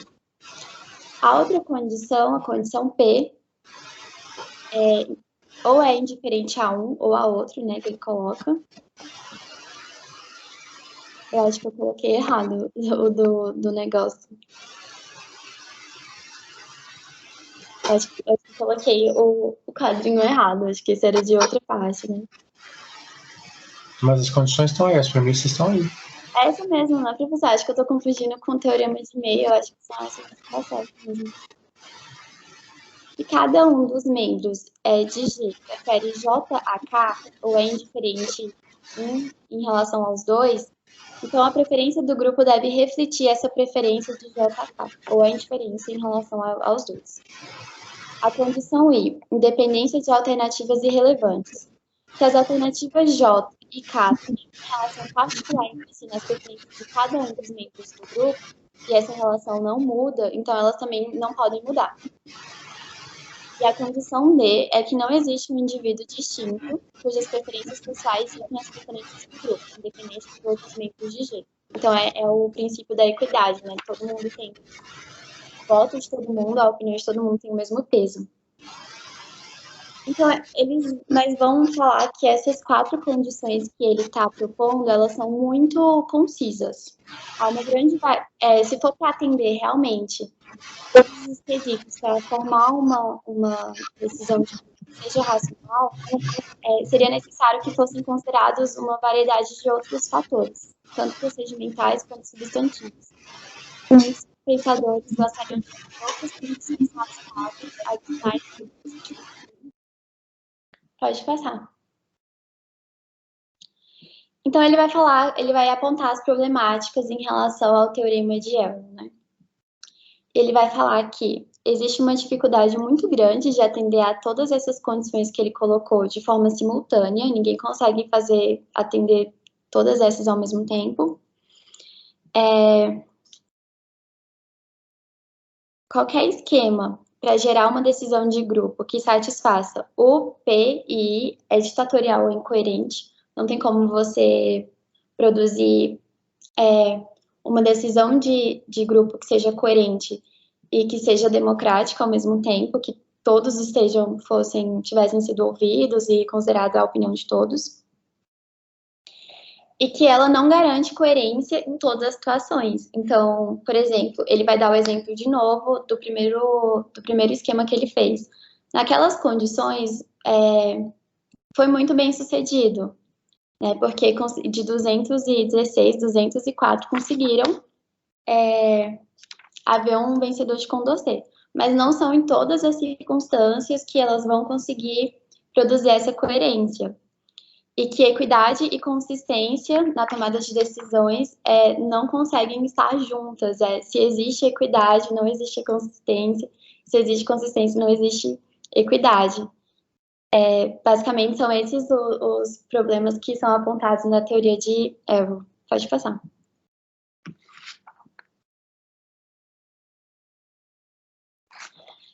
Depois ele vai começar a discutir o que o teorema tem a dizer sobre a regra da maioria do ponto de vista democrático.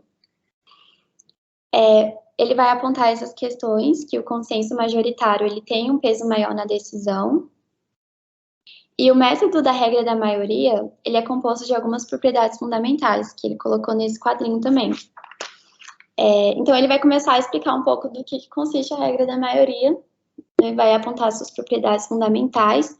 A condição A para ele consiste nas preferências sociais, dependem apenas do conjunto de preferências individuais, não de quem tem essa preferência. A questão N, que é neutralidade, a questão é sobre anonimato. A questão N, neutralidade. A troca dos lugares ocupados pela alternativa J e K na ordem de preferências de cada um dos membros do grupo tem o efeito de trocar os lugares de J e K na ordem de preferências do grupo.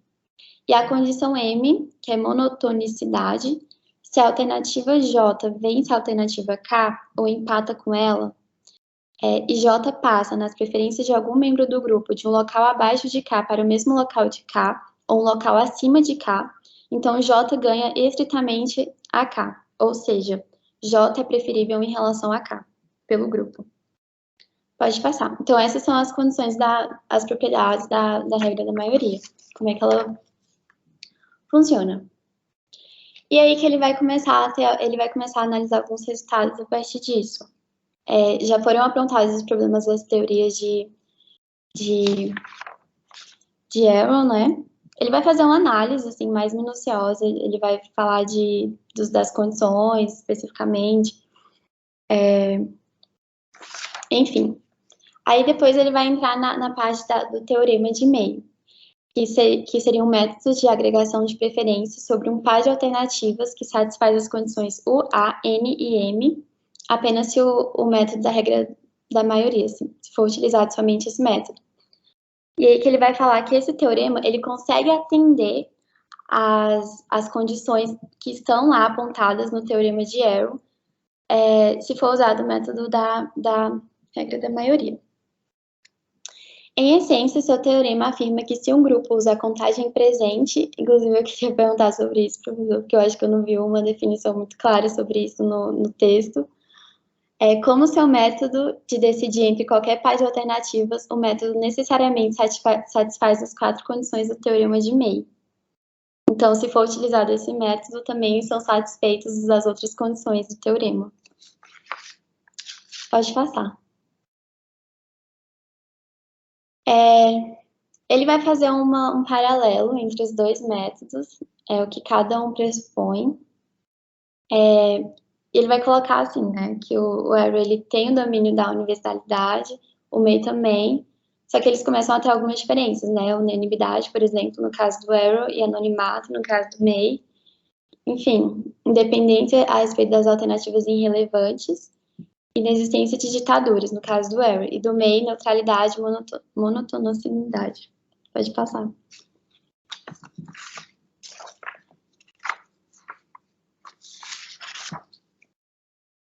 E o teorema a seguir, eu acho que é um dos últimos que ele coloca, mostra que as condições de May, que são equivalentes ao processo de decisão do grupo pela regra da maioria, são apenas um caso especial das condições de Arrow.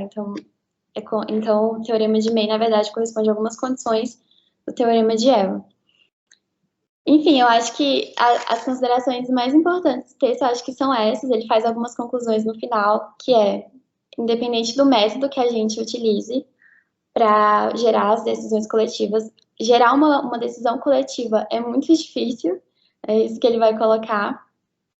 E as outras, eu acho que ele fala que vai explorar essas últimas questões mais especificamente no próximo capítulo, né? É isso, professor.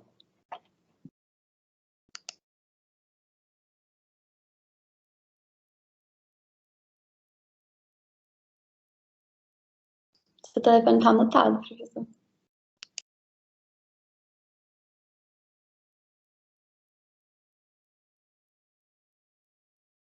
Todo mudo, né? Por isso. Eu falei, gente, vamos dar uma salva de palmas para ela?